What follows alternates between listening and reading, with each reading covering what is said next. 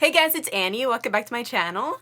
In today's video, I partnered with Excedrin to help bring awareness to migraines and hopefully help close the diagnosis gap. If you guys have been following me for a while, you'll know my struggle with migraine, so this is a really important video for me. I'm going to be talking to you guys about one of my very first migraine experiences and what my symptoms have continued to be, as well as some facts about migraines and how you can relieve them. So yeah, let's get into it. I figured I would do my makeup at the same time while talking to you guys. I haven't done a chit chat get ready with me in such a long time.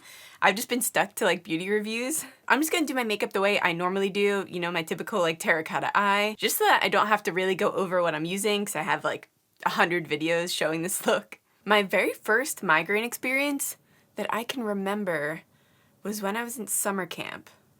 I had to have been like 5. And I remember this pain came on really suddenly. If you guys suffer from migraines as well, you'll know sometimes it just hits you. Other times it does take a little bit longer and it just slowly progresses throughout the day until your head's throbbing. But other times it's just been like, it just happens all at once. It's really strange. But I remember huddled up in a corner and I got a blanket from somewhere. It must have been like a closet that had just blankets in it. And I was just huddled in the corner with the blanket over my head to block out all the light because I'm really sensitive to light when I have a migraine. And I was just plugging my ears because at summer camp, at least this summer camp, they had just music blaring and you couldn't like control the knobs on it. They had it in like a glass case or something. I just remember being in so much pain that I couldn't even move to go tell a teacher. So I don't even know how much time went by until a teacher came over and asked if I was okay. But yeah, long story short, my mom had to come and pick me up, which is pretty much like the story of my whole childhood. I got picked up from school. I feel like, I don't want to be dramatic, but I'm pretty sure it was like every other week. When I have a migraine, I can't even function, so it's not like if I was in school, I couldn't just go back to class. By the way, let me know if you guys suffer from migraines and let me know your symptoms in the comments down below so that we can talk about it. Because for me, I get them almost strictly on the left side of my head. I would say 99.9% of the time, they're only on the left side of my head. And that off chance, sometimes I'll get it on the right side. But it's almost always the left-hand side. I have trouble seeing out of my left eye. And then also just light, I'm so sensitive to light. I actually have an eye patch that I wear when I get my really bad migraines, just to block out the light in that eye. I think you guys have seen it. I think I filmed a video wearing it. I also get them for days on end. It's just a nightmare. I get really nauseous because of how much pain I'm in. So the pain is completely in the left side of my head, so it's primarily in my left eye and like in the back of my head. From working with Excedrin, I found out that most commonly there's a 6-year gap between when someone has their first migraine versus when they're actually diagnosed with migraines, which I think is crazy. It took me even longer to get diagnosed. Like I said, I had that first migraine that I can remember when I was like 5, and I was officially diagnosed when I was 22. Although to be fair, my mom never took me to get officially checked out because both her sister and her brother suffer with migraines, so she knew what the symptoms were.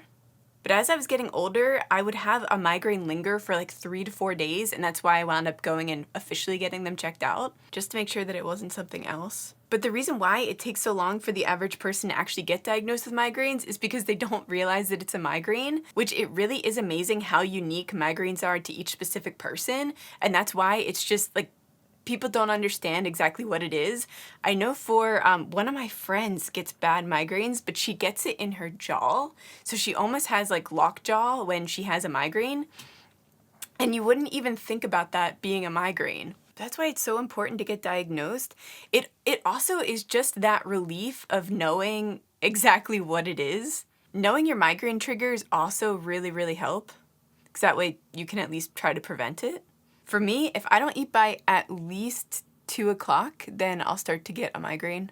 I'm typically not hungry until about 12, so I usually just fast until around that time, but then I know that I need to eat by like 1 or 2. So there's definitely a small window there. If I'm sitting out in the sun for too long, that's also a big one for me. If I haven't had enough water, which I feel like both those things are kind of common for most people, but it is important to know what triggers you.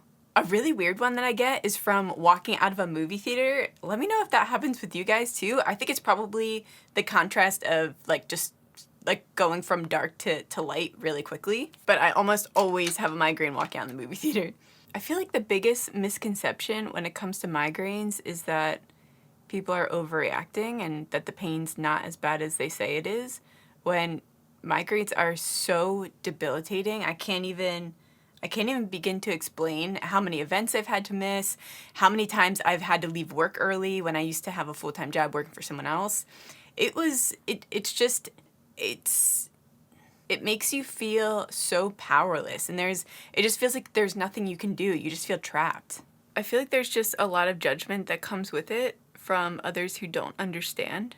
Like, one minute I'll be laughing, having a good time, and then the next minute I'm just like ghost white, and I just want to throw up. So if you're someone who gets sudden migraines, I feel like you understand that struggle as well, where it just feels like other people don't really take you seriously, because it almost looks like you're faking it in a way. I've actually had this happen when it came to a work party. This was back when I used to work.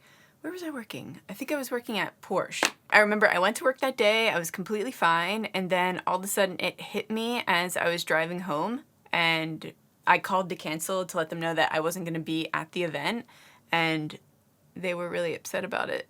They were upset because they didn't feel like I was taking it seriously.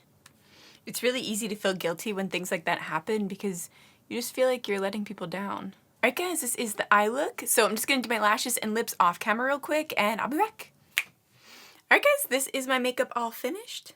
Oh, I want to show you real quick what I use for my migraines. So like I said, I'm partnering up with Excedrin, but I've been using this product forever. If you guys have been following me, you probably already know this, but this is Excedrin Migraine. It's honestly the only thing that I reach for. I'll include a link in the description down below for you guys to make it easier. Don't forget to let me know in the comments down below if you guys suffer with migraines, what are your symptoms? I'm always curious to know. It's something that's, I don't want to say exciting. It's not like, I'm not like, yes, let me know your pain. But it's always so interesting to me since migraines are so unique to each specific person. But yeah, I'm really curious. If you guys like this video, make sure to give it a thumbs up. And yeah, subscribe to my channel if you want to see more videos from me. I love you guys so much and I'll see you in the next one. Bye guys.